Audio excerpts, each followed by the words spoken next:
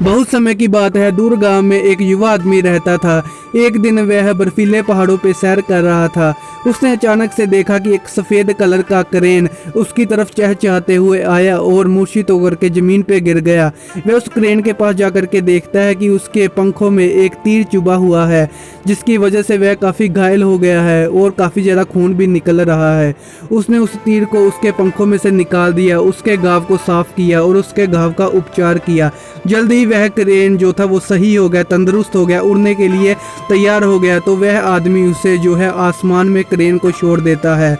तो क्रेन उड़ जाता है और उसके सिर के ऊपर 3 चक्कर लगाता है धन्यवाद के रूप में और उस आदमी का धन्यवाद करता है और उड़ जाता है। आदमी भी उसे नीचे से आवाज़ देता है कि अपना ख्याल रखना आगे से और शिकारियों से बच के रहना, कहीं फिर जख्मी मत हो जाना।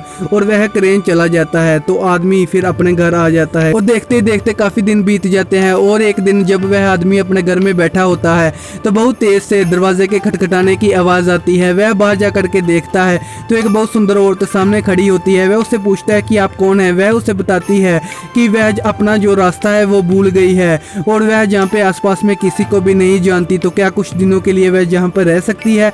वह आदमी उसे बताता है कि वह बहुत गरीब आदमी है और अपना अकेले का गुजारा नहीं कर पाता, तो उसे कहाँ से रखेगा। वह उसे बताती है कि चिंता की कोई बात नहीं है, उसके पास एक बोरी है जिसमें काफ़ी सारे जो है वो चावल है, जिससे उसका और दोनों का जो है वो गुजारा हो जाएगा। वह आदमी देखता है कि इतने से जो है चावलों से क्या होगा और कितने दिनों तक गुजारा होगा।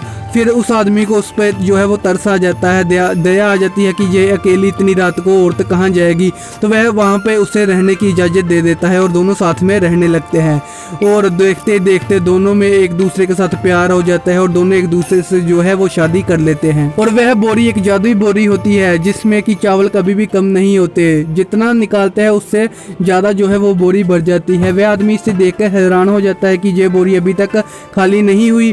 तो कुछ दिनों के बाद वह औरत अपने पति से कहती है कि मुझे एक जो है वो कमरा बना दो जहाँ पे मैं कपड़े बुना करूँगी।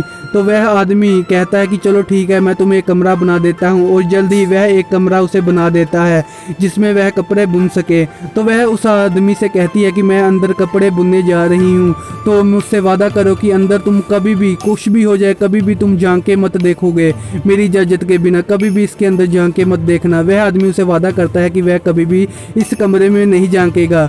और वह पत्नी उसकी जो है वो कमरे के अंदर चली जाती है और कपड़े बुनने शुरू कर देती है। और काफ़ी दिन बीत जाते हैं और आखिरकार 7 दिनों के बाद कमरे से कपड़े बुनने की आवाज़ बंद हो जाती है और उसकी पत्नी कमरे से बाहर आती है, एक बहुत सुंदर जो है कपड़े हाथ में लिए हुए। वह आदमी हैरान हो जाता है कि बिना धागे के इतने सुंदर कपड़े कैसे बन गए। और वह जो पत्नी है उसे अपने पति से कहती है कि इन कपड़ों को शहर ले जाओ और अच्छे कीमत पे बेचो।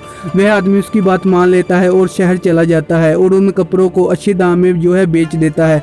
और सभी को वह कपड़े बहुत ज़्यादा पसंद आते हैं, बहुत ज़्यादा सुंदर होते हैं और सभी लोग उसको जो है उसके कपड़े खरीद लेते हैं और उसकी अच्छी खासी कमाई हो जाती है। वह खुशी खुशी जो है घर आ जाता है और कुछ दिनों के बाद जो है काफ़ी ज़्यादा वह अमीर हो जाते हैं। एक दिन जब उसकी पत्नी अंदर कपड़े बुन रही होती है तो उसके मन में बहुत सारी जिज्ञासा होती है कि उसकी पत्नी आखिरकार बिना धागे के इतने सुंदर कपड़े कैसे बुन लेती है और मुझे झांकने के लिए क्यों मना किया है। उसके जो है दिमाग में बहुत ज़्यादा जो जिज्ञासा है वो उत्पन्न होती है और वह आखिरकार डिसाइड करता है कि मैं अचानक जो है अंदर झांक के देखूंगा कि अंदर वो आखिरकार करती क्या है और कैसे जो है बिना धागे के कपड़े बुनती है।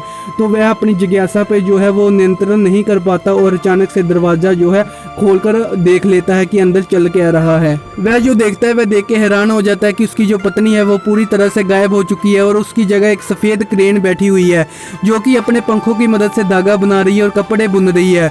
वह ये दृश्य देख के काफ़ी ज़्यादा चौंक जाता है, हैरान हो जाता है। और जब वह क्रेन उस आदमी को देख लेती है कि इसने जो है वो झांक के देख लिया है अंदर, वह क्रेन उससे कहती है कि वह वही क्रेन है जिसकी उसने सहायता की थी, उसके पंखों में से जो है तीर निकाला था, उसका जो उपचार किया था और उसकी सहायता की थी। वह उसकी काइंडनेस, उसकी दयालुता का जो बदला है वो चुकाना चाहती थी। इसलिए वह जहाँ पे आई और उसकी पत्नी बनी और उसको जो है कपड़े बुन के दिए और धीरे धीरे उसे अमीर बना दिया और उससे वादा लिया कि वह इस कमरे में कभी भी देख के नहीं जो है झांकेगा नहीं। और अब उसने अपना वादा तोड़ दिया है और उसने जो है इस कमरे में झांक लिया है और उसकी जो सच्चाई है उसका पता चल गया है कि मैं एक औरत नहीं, एक असल में एक क्रेन हूँ। तो अब मैं जहाँ पे एक सेकंड भी नहीं रुकूंगी और मैं जहाँ से चली जाऊंगी। वह आदमी अपने किए पर बहुत पछताता है और उससे माफ़ी मांगता है कि मुझे माफ़ करना और तुम यहीं रहो, मुझे माफ़ करना कि मैंने अपना वादा तोड़ा। क्रेन ने कहा कि नहीं, अब मैं यहाँ पे नहीं रह सकती और वह अपने जो कपड़े हैं जो बुन रही थी वह उसे दे देती है कि ये तुम्हें याद के तौर पे ये तुम्हें दे रही हूँ, और उस ऊपर आसमान में उड़ जाती है उस आदमी को छोड़कर। और देखते देखते ऊपर आसमान में बादलों में वह क्रेन गायब हो जाती है। वह आदमी अकेला रह जाता है और अपनी किए पर बहुत पछताता है कि काश वह जो है अंदर जाके ना देखता और अपना जो वादा है वो ना तोड़ता। तो ये थी जापानीज की एक बहुत पॉपुलर कहानी द ग्रेटफुल क्रेन। इसको जापानीज में कहते हैं त्सुरू नो ओनगाइशी। काफी पॉपुलर कहानी है जापानीज की। तो आज की वीडियो आपको कैसी लगी नीचे कमेंट सेक्शन में जरूर बताएं। ऐसी ही वीडियो देखने के लिए जो है इस चैनल को सब्सक्राइब कर लीजिए और नोटिफिकेशन बेल को ऑन करके ऑल पे सिलेक्ट कर दें ताकि आपको हमारे चैनल की नोटिफिकेशन मिल सके। जब भी हम अपने चैनल पर वीडियो डालें आपको सबसे पहले नोटिफिकेशन मिल सके और आप हमारी वीडियो सबसे पहले देख सकें। अगर आपको ये वीडियो पसंद आई हो तो इसे लाइक करना ना भूलिएगा। अभी इस वीडियो को लाइक कीजिए और अपने दोस्तों के साथ शेयर करें। मैं वरुण कुमार मिलता हूं आपसे कैसी नई और अगली वीडियो में। सो गाइस, तब तक के लिए thanks for watching and good bye.